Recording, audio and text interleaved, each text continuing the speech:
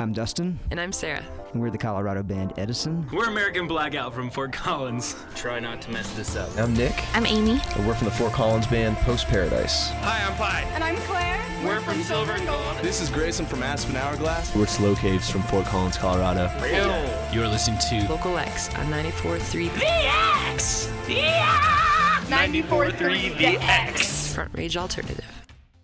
You're listening to Local X on 94.3 The X, where we bring you the best music from right here in northern Colorado. This week, we're going to get to know Fort Collins' own Slow Caves. Hi, I'm Jackson. This is Jakob. This is Oliver. And I'm David, and we're Slow Caves.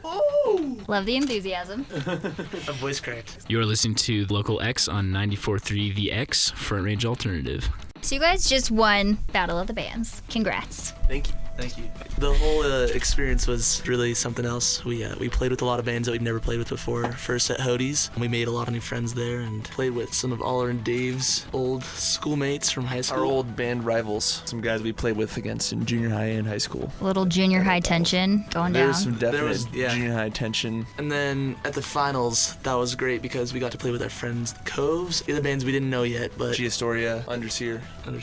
All rad bands, so it was just a great opportunity to make some new friends and contacts and to play in front of some new people, and it was awesome overall. And we're going to see you guys now on the cover of Bandwagon, which is pretty cool. And you guys just did a show in Cheyenne. Friday in the Hines. We have a lot of listeners in Cheyenne, so that's really cool. We don't really know a lot about the Cheyenne music scene, but I heard that was a really cool turnout for you guys. It was really unexpected how good of a turnout it was. So what's going on up there in Cheyenne? Like, what should we know about it? Because they can hear us, but we can't see them.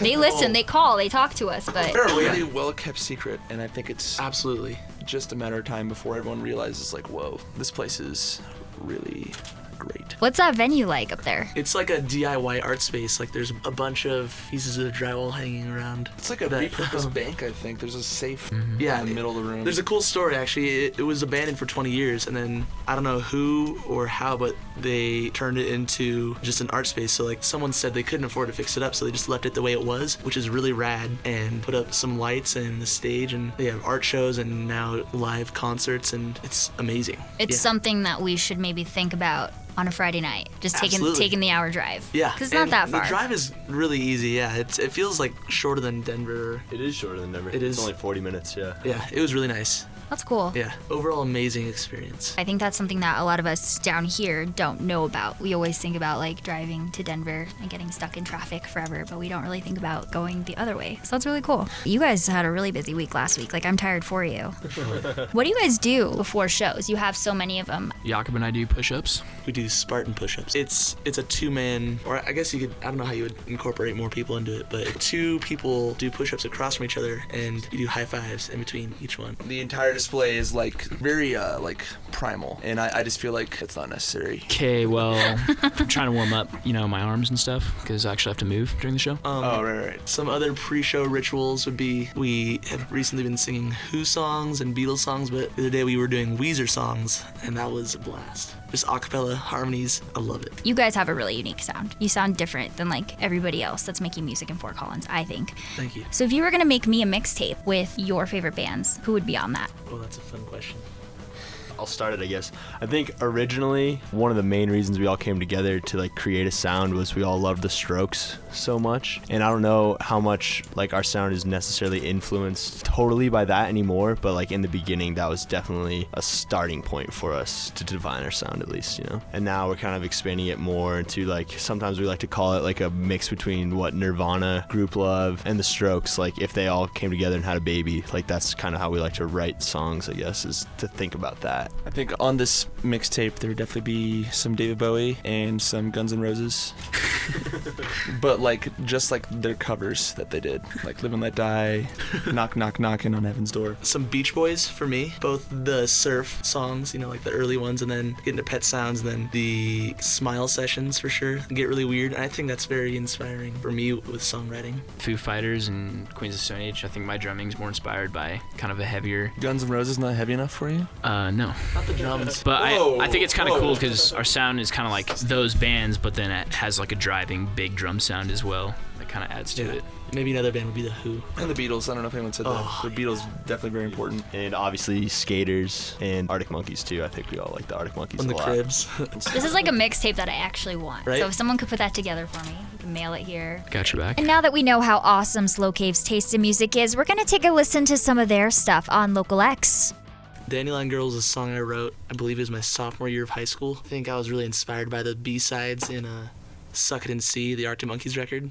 They're like way more rockin' than the rest of the songs of the album. And one day I was mowing the lawn, and I take pride in having a really nice lawn. So you hit one of those, a dandelion, but before it's like yellow, comes apart, and like It's seeding. if you mow over it, then are you those get called? dandelions. It's a dandelion. If you mow over that, then you're gonna screw yourself over because you just get a bunch of dandelions. Somehow that ended up into Dandelion Girl. Thought of the lyrics while I was mowing the lawn, and then as soon as I was done with that, I went downstairs for 2 hours, did a demo. It's a pretty old song, but it's one of our favorites in the set still. Please come inside. I can't see you when you hide.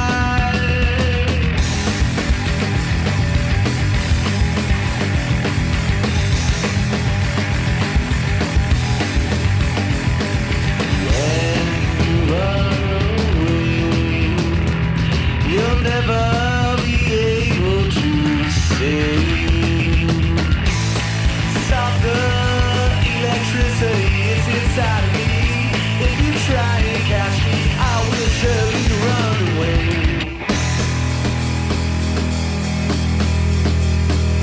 Oh, dandelion girl, you won't be with me when I don't want you near. Hey, when you run in the dark, make sure you get tucked inside. Yeah, stop the electricity, it's inside of me. If you try and catch me, I will surely run away.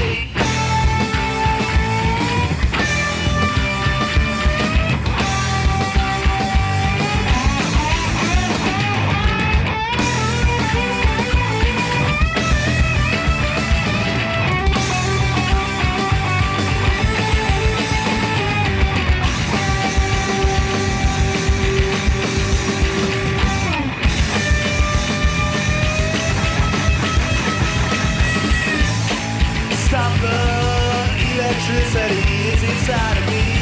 If you try and catch me, I will surely run away. You're listening to Local X on 94.3 The X. That was Slow Caves with Dandelion Girl. We'll have more from them when we come back.